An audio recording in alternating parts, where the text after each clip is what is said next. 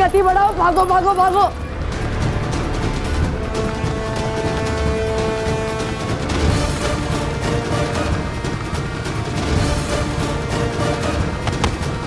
तुल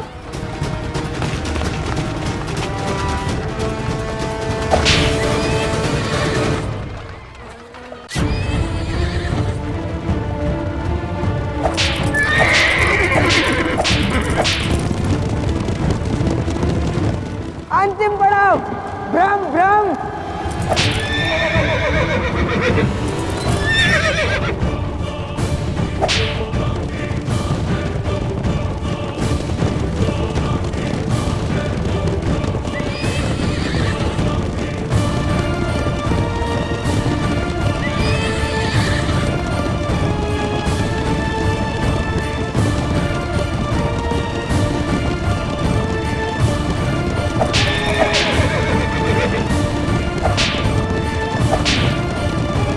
हे भगवान, भालू!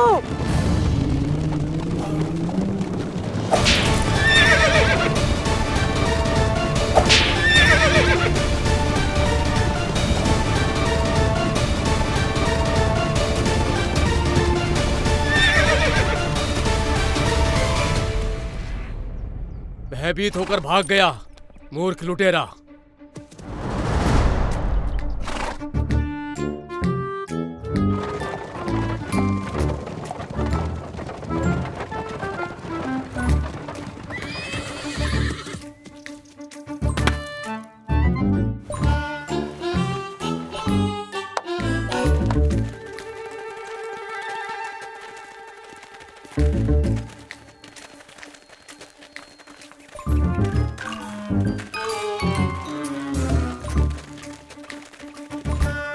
किसी ने देखा तो नहीं?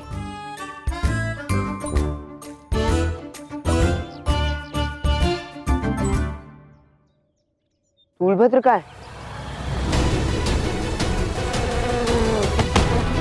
तुल!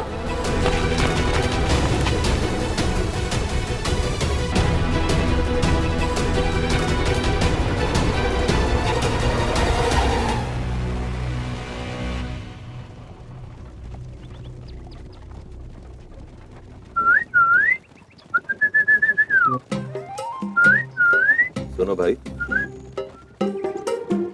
युवा हो, हृष्ट पुष्ट प्रतीत होते हो, चतुर भी रखते हो, तो फिर ये चोरी करने की आवश्यकता क्यों पड़ी? आवश्यकता नहीं, मित्रता है। मेरा मित्र ही कुछ ऐसा है, वो जो ठान लेता है तो ठान लेता है, और वो जो ठान लेता है हम मान लेते हैं। मैं स्टूल को लेने जा रहा हूँ। किंतु कैसे? चंद्र वहां अवश्य पकड़ा गया होगा, और अब वहां से निकलने का कोई मार्ग नहीं है। जो चंद्र सबको अंधकार में मार्ग दिखाता है, उसके लिए मार्ग ढूंढना कठिन नहीं। मार्ग मिला तो ठीक, नहीं तो मैं स्वयं ही मार्ग बना लूंगा।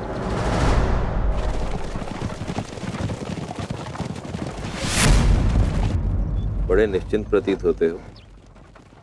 क्या ये विचार मस्तिष्क में आया है कि शेष जीवन मगध के कारागार में व्यतीत करना पड़ सकता है? मेरी चिंता छोड़िए, अपनी सोचिए भद्र। बुढ़ापे में बंदी गृह बड़ा कठिन होगा आपके लिए। मुझे तो मेरा मित्र बचा ही लेगा। कहा था ना, मेरा मित्र आएगा।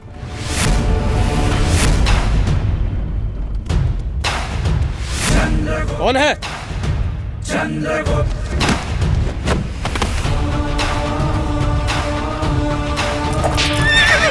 पकड़ो उसे।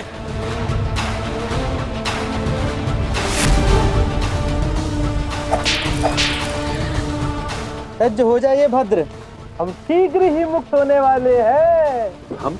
हाँ, हम।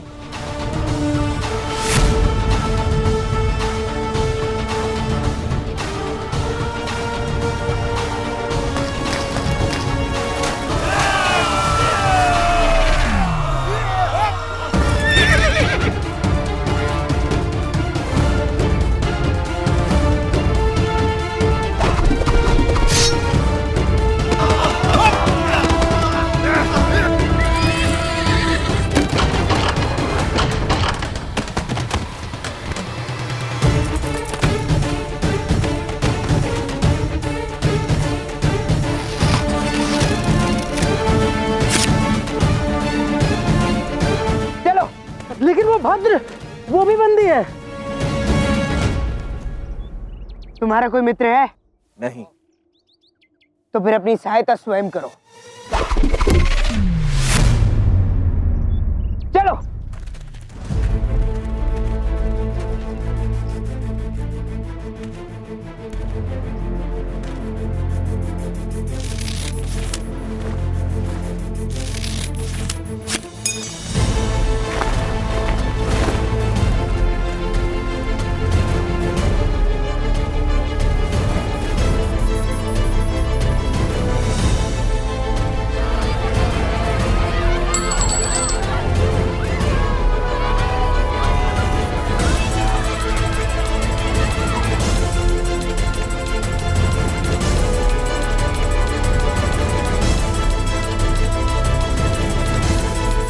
तुम्हारे सम्राट का जन्म दिवस तुम्हारे लिए केवल दुर्भाग्य लाया है अमात्य राक्षस। ना तुम्हारे हाथ में लगा, ना ही एक चोर। नहीं! 200 थे तुम, और वो केवल 2 जो तुम सबको चकमा दे गए। एक ब्राह्मण और एक बालक। लज्जा नहीं आई तुम्हें? जो बालक उन्हें बचाने आया था वो बिजली की भांति बहुत तीव्र था। वो तूफान की भांति आया और हम कुछ समझते उससे पहले उन्हें उड़ाकर ले गया। सम्राट का क्रोध तुम सबके प्राण हर लेता। यदि वो भेंट समय पे नहीं मिलती, मगध के दीवारों में चुनवा दिया जाता तुम सबको। मगध से बाहर जाने के सारे द्वार बंद करा दो। कोई भी अंदर से बाहर और बाहर से अंदर ना पाए। वे दोनों मुझे किसी भी स्थिति में चाहिए। दो।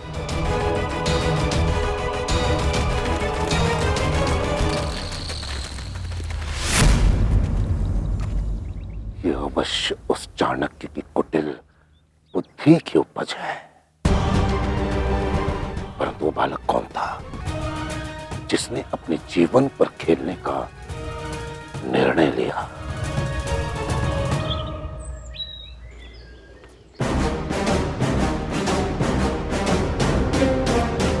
मगध के वासियों, आज मेरे अर्थात मगध के जन्मोत्सव के उपलक्ष्य में यह महत्वपूर्ण आयोजन रचा गया है। और इस आयोजन में सम्मिलित होने आ रहे हैं एक अति विशिष्ट अतिथि। वो जो मगध की मित्रता और संधि के पात्र हैं। उस अलेक्जेंडर का सेनापति जिसने सारा संसार जीता पर मगध का सामना करने का साहस नहीं किया। मुझे प्रसन्नता है कि जिसके सामने सारा संसार झुकता है उसने अपनी मित्रता का हाथ मगध की ओर बढ़ाया है। जो अपनी शक्ति से भी परिचित है और मगध के बल का अभिवादन भी करता है। बड़े ही हर्षोल्लास के साथ स्वागत कीजिए मगध के मित्र और यवन सेनापति सेल्यूकस का। सेल्यूकस का। सेल्यूकस का। सेल्यूकस का।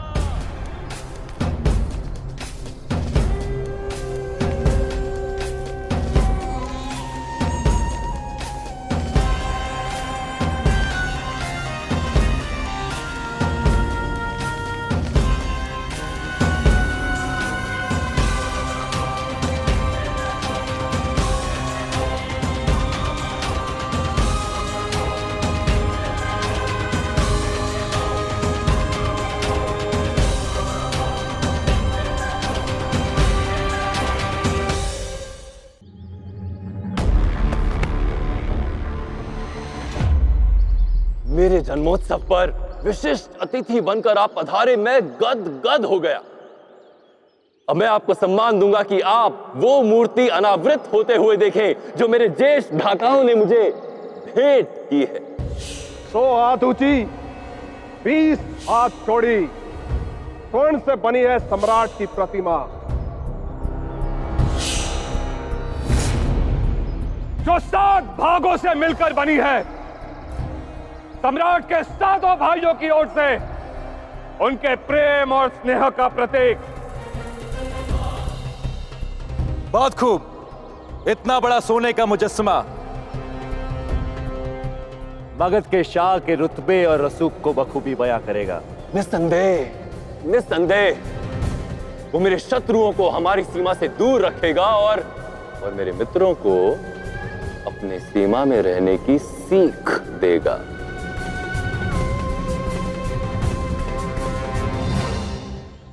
बेशक शाह, सियासत में जब तक मकसद एक हो, हाथ एक होते हैं। मकसद अलग तो दोस्त अलग।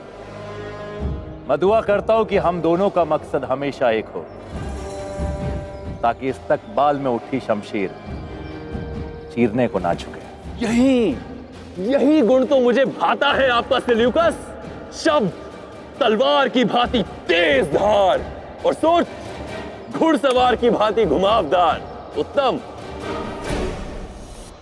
चलिए उत्सव में सम्मिलित होते।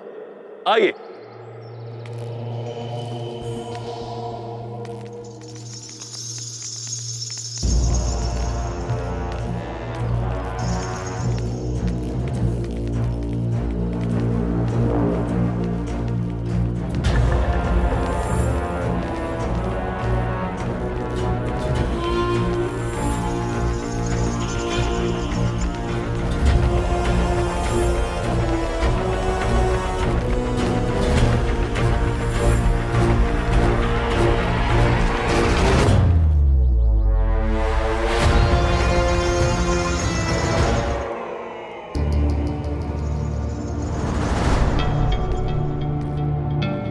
वो बालक कौन था? मगध की माटी से उठा हुआ, पवन से वेगवान, क्रोधित समुद्र जैसा रौद्र, रेत के बवंडर जैसा शक्तिशाली, संकटों से खेलने में निपुण, सिंह के समान अपने झुंड का नेतृत्व करने में कुशल, अपने साथियों के लिए अपने प्राण देने को तत्पर,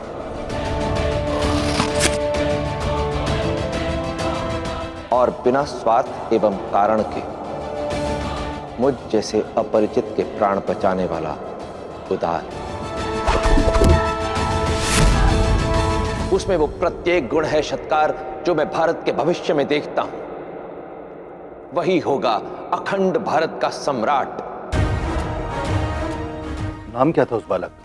पारखी पत्थर में छिपे रत्न की केवल चमक पहचानता है, क्योंकि तराशे जाने के पश्चात रत्न अपना नाम स्वयं बना लेता है,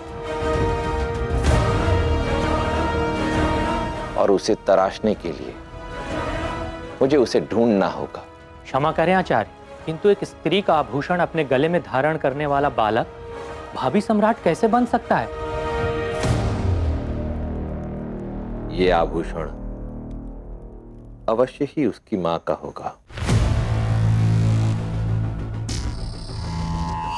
और एक सच्चा शूरवीर ही अपनी भावनाओं को इस प्रकार अपने सीने पर धारण करने का साहस रखता है। भैरव, कल्पना करो भैरव, जो अपनी माता से इतना प्रेम करता है, वो अपनी मातृभूमि से कितना प्रेम करेगा।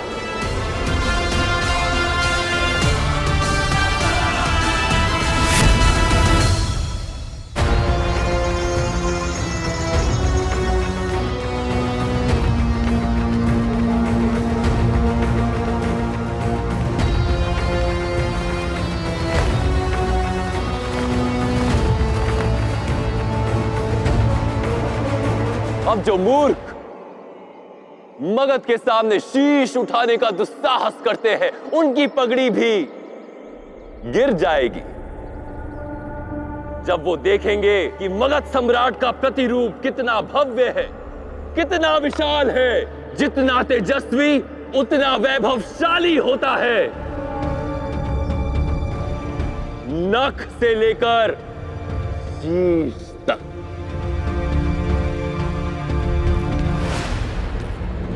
ये सम्राट धनानंद का वो अभिरूप होगा जो ना कभी संसार भूलेगा और ना कभी इतिहास।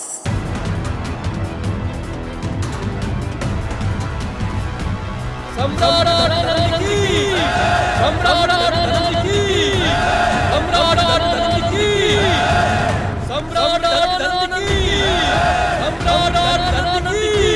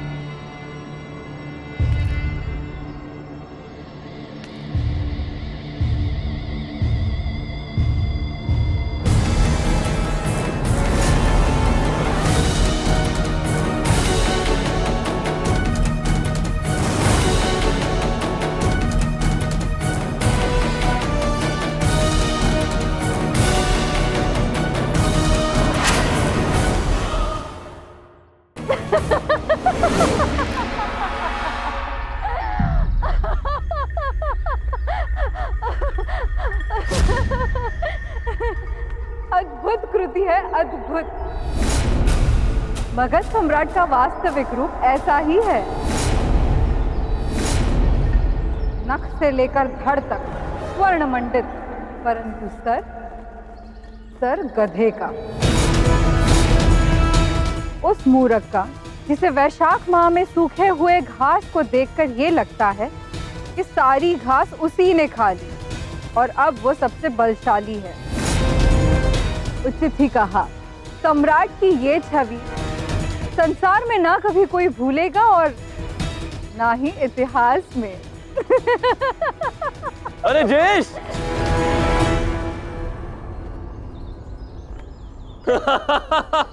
क्या उत्तम संरचना है ये, क्या उत्तम संरचना है, अद्भुत, अत्यंत मनोरंजक।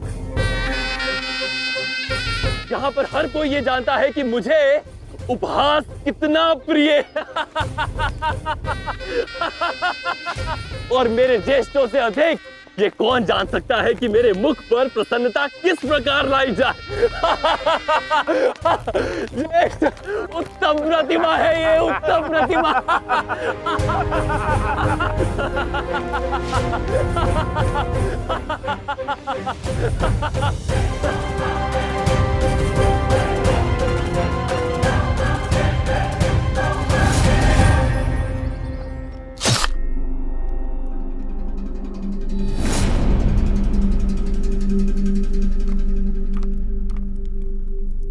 जो धनानंद की नाक के नीचे से उसका धन ले गया, मुझे वो चाहिए।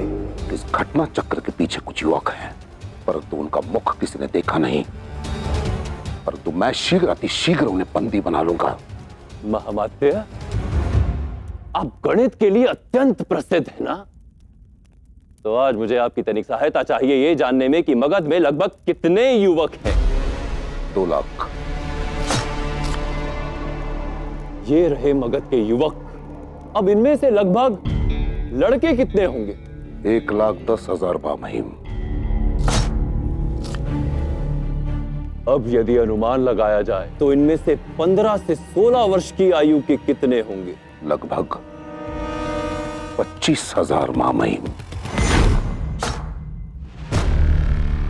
ये रहे 25,000 मगध के 15 से 16 वर्ष की आयु के युवक। क्यों ना मगध के महल के द्वार को खोलकर केवल इन सभी को भीतर ले आया जाए और इनकी हत्या कर दी जाए। परंतु महामहिम, एक के अपराध का दंड सहस्त्रों को। जिसने मगध के सम्राट का स्वर्ण शीश चुराया है वो इन्हीं में से एक किशोर है महामात्य।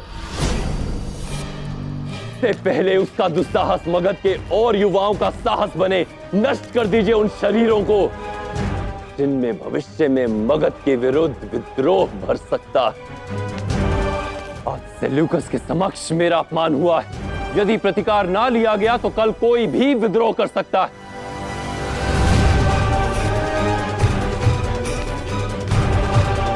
उन सभी को महल में प्रस्तुत किया जाए। मैं उन्हें और उनके दुस्साहस को उनके तन और मन से निकाल कर बाहर कर दूंगा।